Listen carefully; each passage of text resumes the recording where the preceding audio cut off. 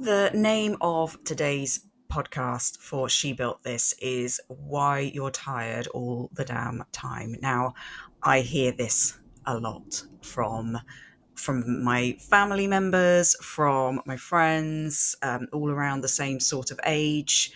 Um, and I thought if we could maybe unpack this a little bit for you, give you some ideas, think about, okay, what sort of things could I do to raise my energy levels and to hopefully, you know, even like 5% more would be good, right? I mean, I'm sitting here today, it's a really, really hot day, and I know I'm a little bit dehydrated.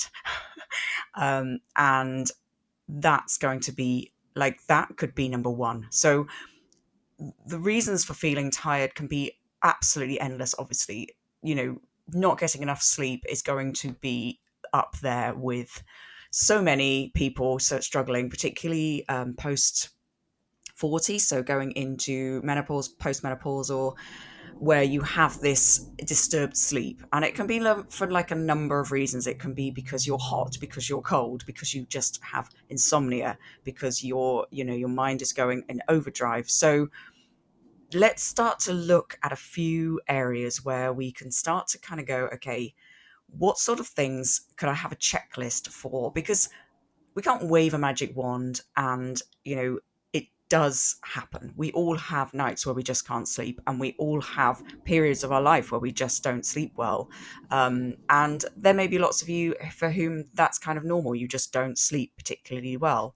And so, but there may be some things that you're like, oh, okay, I didn't realize that was going to add into my inability to sleep. So we all have this, we know about sort of what we call sleep hygiene, maybe. So understanding that, the hour or so before you're going to bed, it sort of works a bit like, I mean, we're like babies. The reason a bedtime routine works for babies is because you're giving your body cues that we're going to do a certain thing. We're going to go to sleep. So having a familiar routine around going to sleep is really, really helpful. Going to sleep and waking up at the same time is also super, super helpful.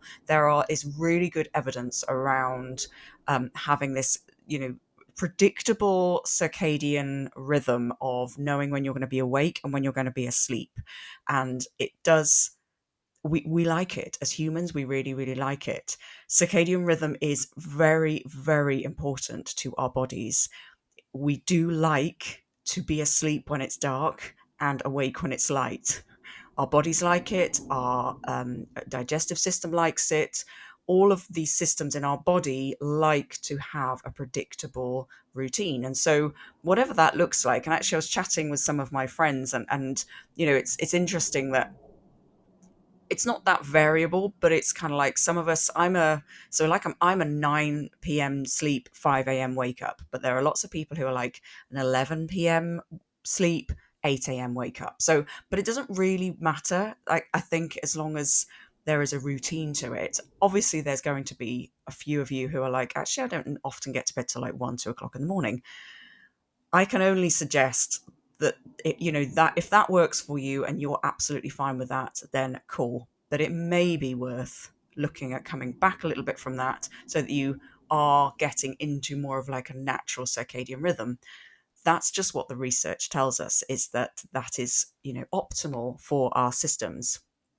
However, you do you. I can't tell you that's going to be the best path for you. And there's no point in me saying you need to go to bed at 10 o'clock if you're normally going to bed at 2 a.m. and that works for you. But just bear in mind that circadian rhythm is very, very important to our bodies.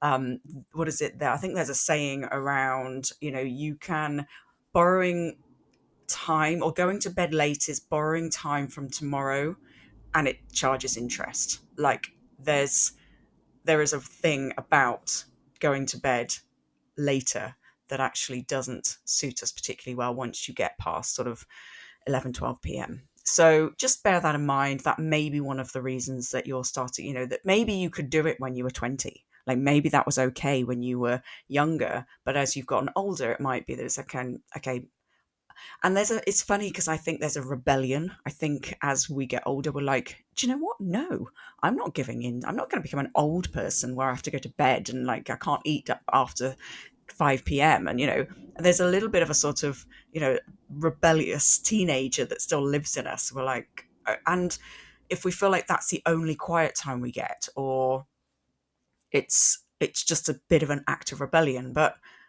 if the act of rebellion is meaning that we're absolutely knackered that entire time, was that really serving us in the first place? So sleep, think about like sleep hygiene, how you're going, what time you're going to bed, what time you're waking up, what things are you doing beforehand. If you've not heard of sleep hygiene, we're literally talking about the kind of, not eating too late, keeping blue light down as much as possible, maybe having a bath, reading a book, getting our bodies used to and ready to go to sleep. So those sort of things can have an impact. You could have a think about something else. So in terms of energy levels, let's talk around food. Oftentimes what we're doing is if you get into a cycle where you're tired, you're then reaching for foods that are just high energy and don't necessarily have all the underlying things. So you have like the glycemic index foods where you all have, things that are slow release energy. They're not going to be things you're naturally going to grab if you are tired.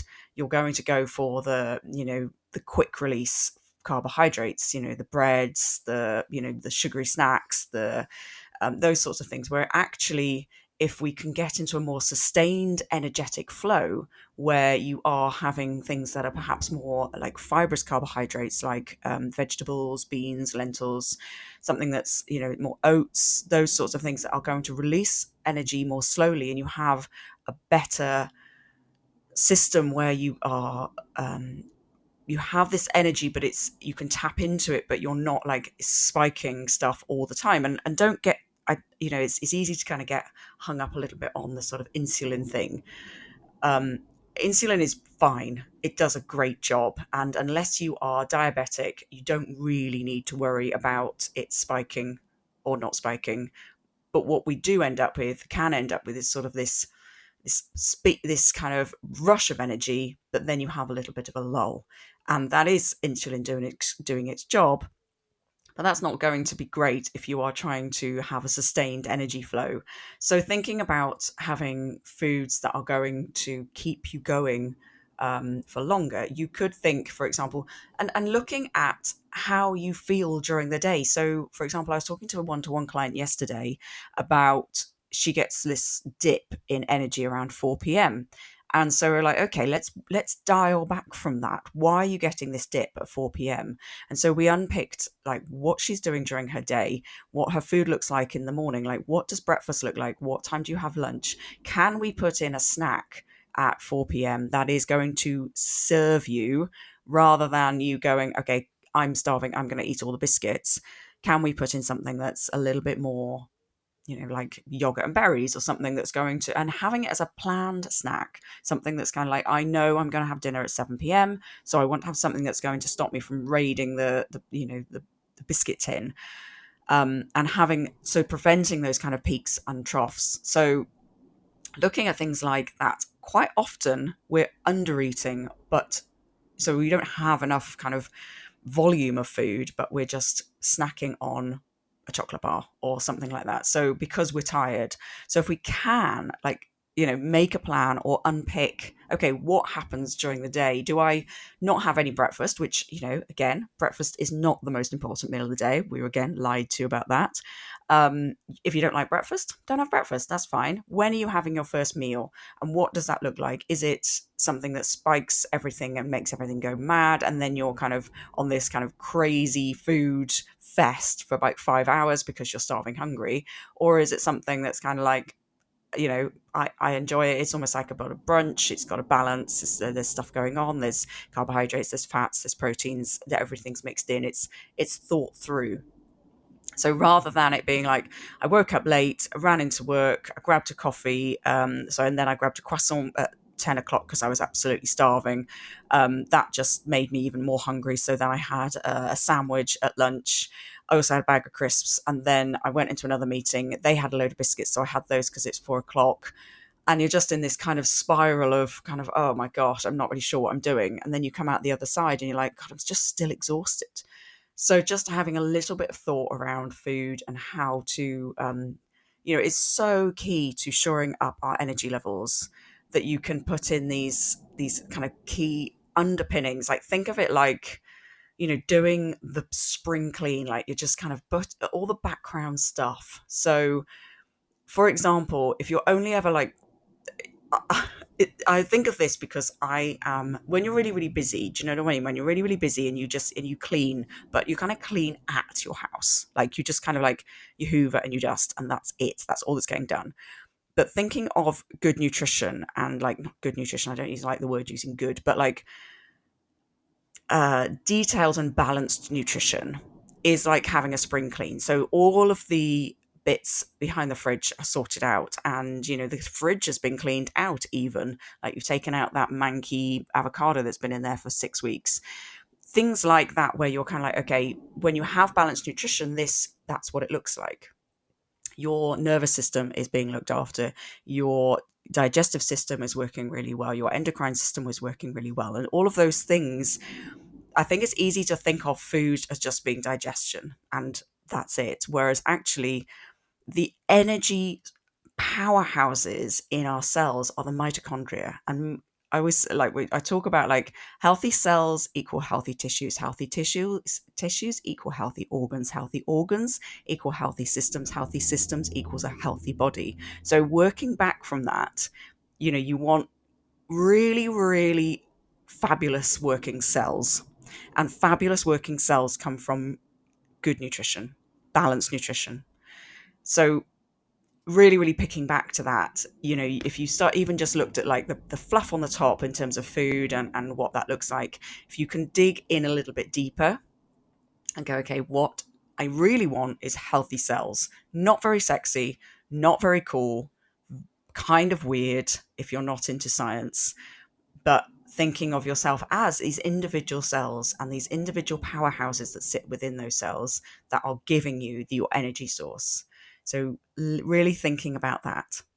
The other thing I wanted to talk about is training. And, I know, some people don't train and wish they did, but then we have the opposite where people train a lot. So you have this thing where people are maybe training like 5-6 days a week, which again, I don't have any issue with if it's kind of different and varied and you're doing different things. But perhaps going to the gym and killing yourself 5 days a week, excuse me, is not the best way to go about reserving your energy levels, and actually arguably not very smart training. So you can get a lot of bang for your buck by training hard for 3 days maybe, and doing some technique or lighter stuff on 2 days.